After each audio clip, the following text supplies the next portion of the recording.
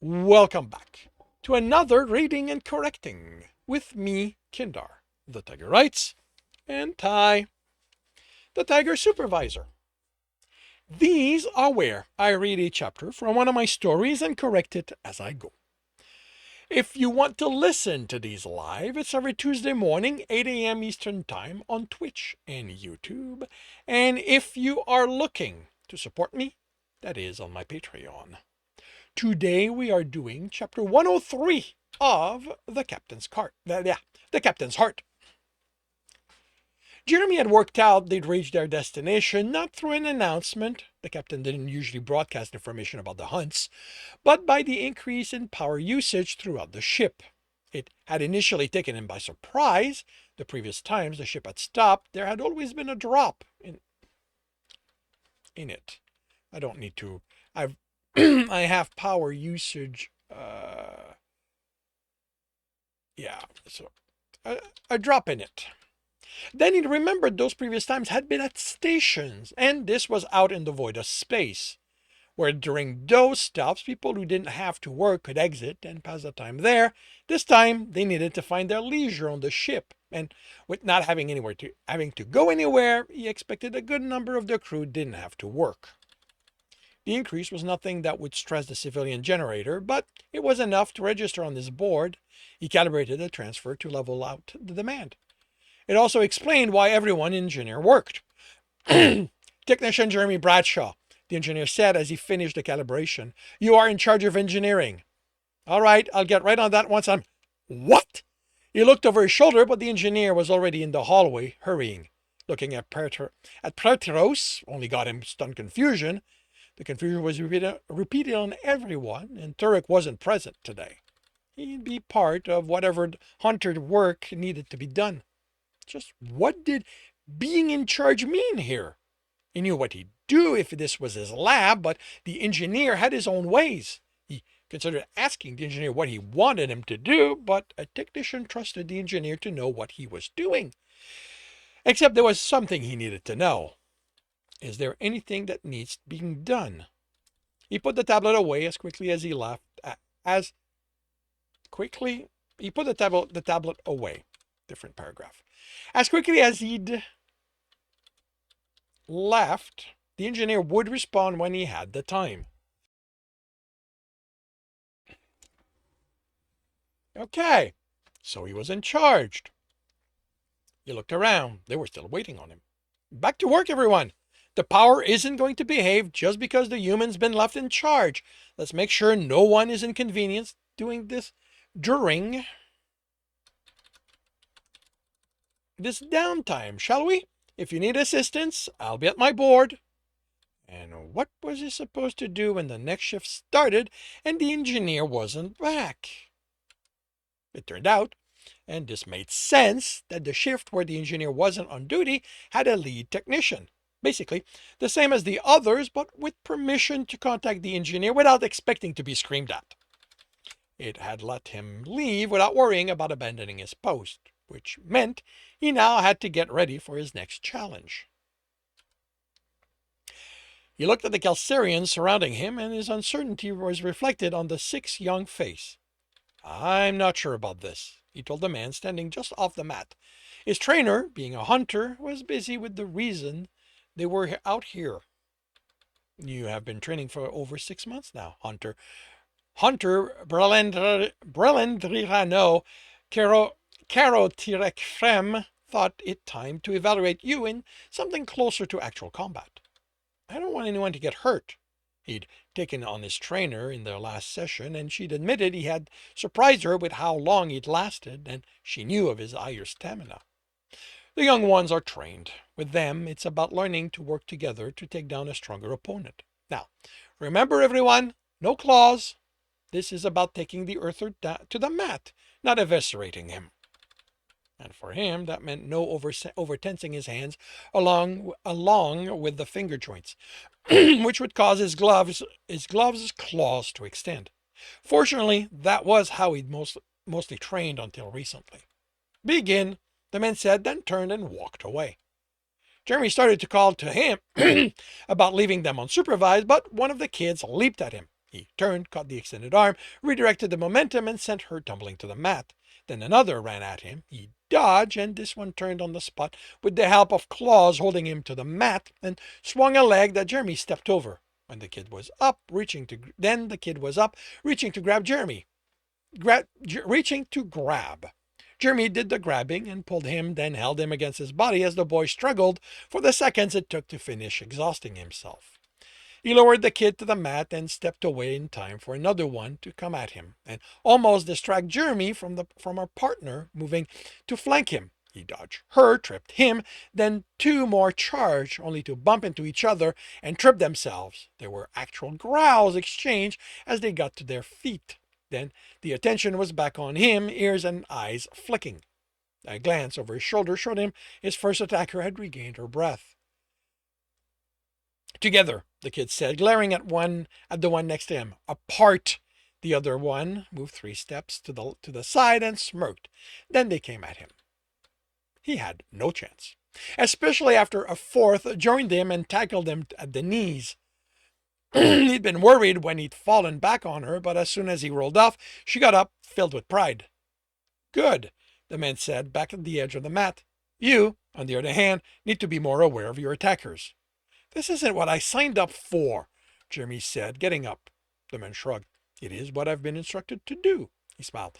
You are welcome to have Hunter Brelendrirano Kerotirek come and tell me otherwise. Do you enjoy telling others to do stuff you know they can't do? He tilted an ear. I instruct cubs. If they can't do what I tell them, it's because they don't know themselves as well enough yet. Did you just call me a cub? Can you do what I told you to? She's somewhere doing hunter stuff. It's not like I can begin. And Jeremy was busy dodging overly enthusiastic kids who delighted in coming at him from all sides until invariably they brought him down. Okay, he told the technicians in engineering. The engineer isn't back from wherever he went to yesterday, so we're going to continue as yesterday. I'm lead technician, and we make sure no one is inconvenienced by power disruptions. If there's something you don't know how to handle, I'll just call for me and I'll help. Let's get to it, everyone. Okay, Jeremy said between bites. One of you has to explain the looks you've been giving me all morning. He pointed to Pertiros with his fork. How about you, my friend? The act attracted attention from the passing Kelsirian. He'd had to explain too often what a fork was, and now, if someone didn't know, they could go ask someone else. Pertiros looked at the other technicians at the table, but they didn't volunteer in his place. You are acting like the engineer. He left me in charge.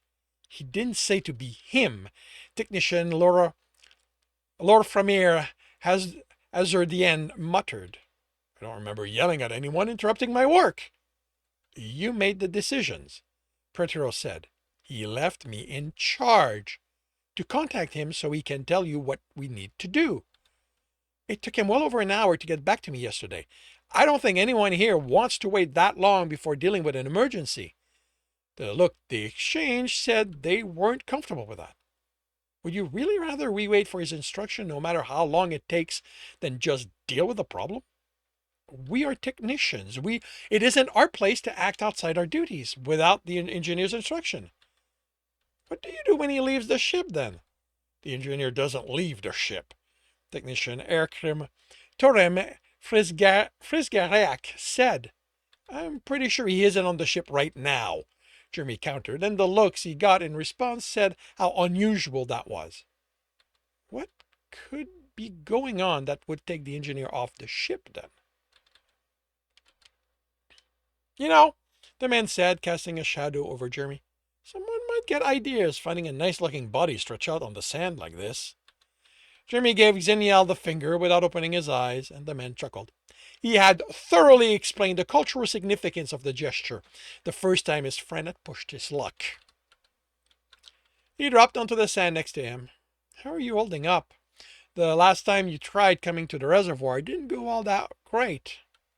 The programming's at the edge of my mind, waiting for some idiot to make an unwanted advance so it can sound the alarm and send me running off. Unwanted? I see. So if I were to... Don't! He focused on building the containment chamber in time with his breathing, ready to wrestle the programming for control of his mind. Sorry. You didn't ask any of us to come with you. Pretty much everyone's busy. Turek's still off the ship, so is Alexiana Karan. Oh, like he'd ever come here and relax. That man's the ball of nerve that needs to be forced to a bed to enjoy himself. Speaking from experience? Yes. You two friends? I still use his full name, so less than you. Jurani Juremson at Atarekna and Skariv Durgan are also busy with what's going on, and Leah Ter Grobar rescheduled my appointment today, which is how I found the time to come here. You didn't contact me. Xenial said matter-of-factly. Neither did I contact Preteros, although with him it's because I see him every day at work and you're the quartermaster. Figured you'd get pulled into whatever's going on, too. I do not get pulled into anything. If I do something, it's because I want to do it. Or your namesake tells you to. Oh, he never bothers tells me anything. He just meddles and I have to go along with it. Don't you know why you're here? Why we're here? Who we don't know, don't care. Really? His friend sounded dubious. I'm not a hunter or someone who needs to know. He opened his eyes and looked at Xenial. Or someone who pokes his nose in stuff that doesn't concern him. If I go sniffing after something, it concerns me. But, yeah, I have enough to do, especially with the engineer busy. I don't know that one. Xenial, I don't know that one. What the hell? I don't know about that one. Xenial said, but don't you want to know there's another Earther on the ship right now? The programming latched onto that information so fast, proclaiming ally, rescue, run to them and escape, that Jeremy forced himself not to move. He was confident that person had nothing to do with what he'd suffered, but he'd stay as far as he could. He didn't trust the programming to make him do something. He didn't trust the programming not to make him do something stupid if they met. And that concludes chapter 103 of The Captain's Heart. If you are enjoying this, please leave a like. If you want to know when the next chapter will be up, subscribe and hit the bell. If you want to read this story, it is available on Ream Story. And if you want to listen to these live, it's every Tuesday morning, 8 a.m. Eastern Time on Twitch and YouTube. Links are in the notes, and with that, I shall wish you a good day.